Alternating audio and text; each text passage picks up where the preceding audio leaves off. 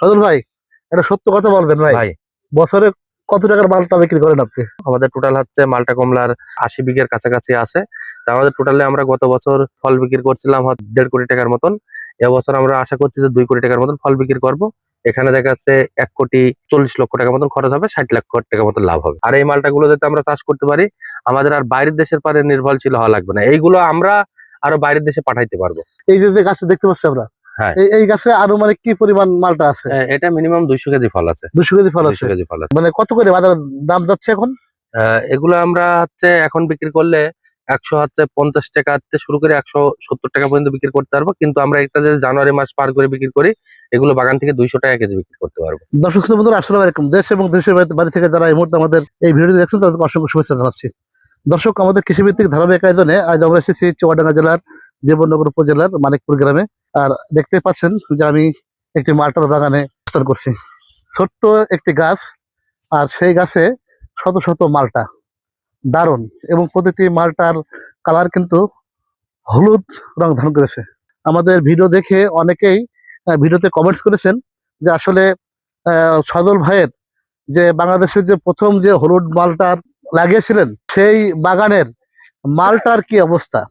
তা আমরা সেই রিভিউটা করার জন্য এসেছি। চলতি বছরও এসে দেখতে পাচ্ছি সেই গাছগুলোতে প্রচুর পরিমাণের হলুদ মালটা ধারণ করেছে, অর্থাৎ প্রচুর পরিমাণ হলুদ মালটা ধরেছে। আর এই বাগানে কিন্তু একটি দুটি গাছ নাই, অসংখ্য মালটা গাছ রয়েছে।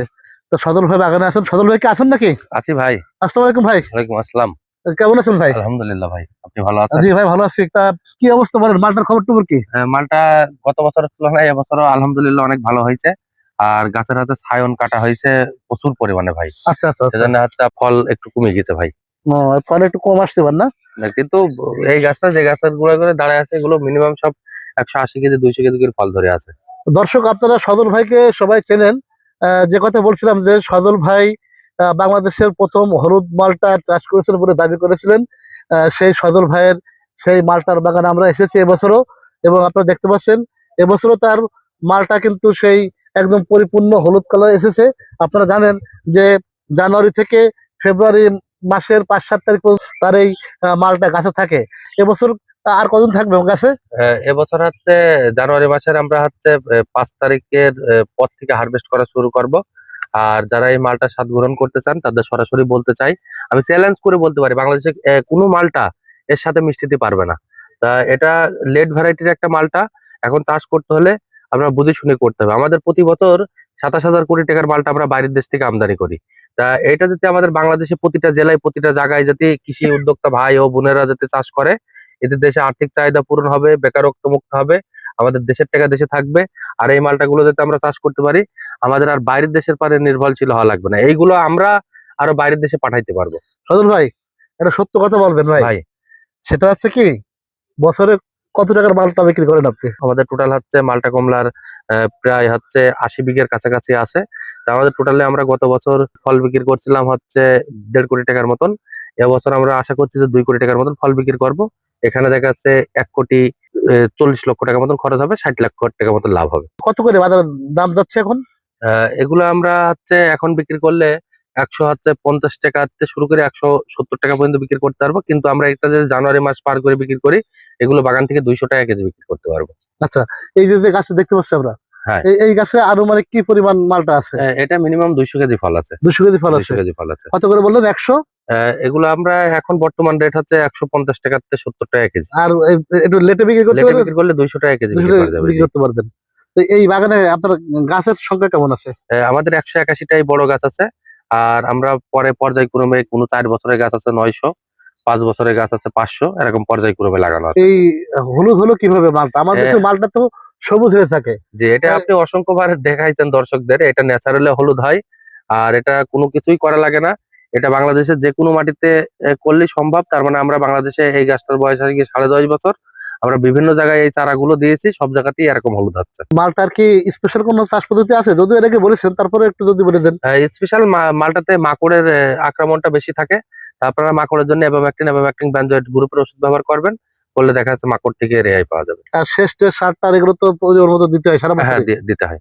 আচ্ছা, আর হচ্ছে যে এই যে হলুদ করার জন্যতে কিছু করা লাগে না, না ন্যাচারালি হলুদ ন্যাচারালি হলুদ হয়ে থাকে। জি যে আসলে যদি কেউ এই হলুদ মালটা চাষ করতে চায়, জি। সেক্ষেত্রে 1 বিঘা জমিতে কতগুলো চারা প্রয়োজন হতে পারে?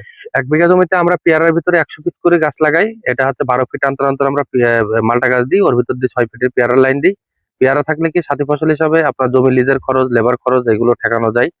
আর আপনার হচ্ছে মালটা কমলা কিন্তু 2 বছর থেকে ফলন আসে। সেজন্য আপনারা সাথী ফসল হিসাবে যে কোনো একটা জিনিস বড়ি হোক পেয়ারা হোক রাখবেন।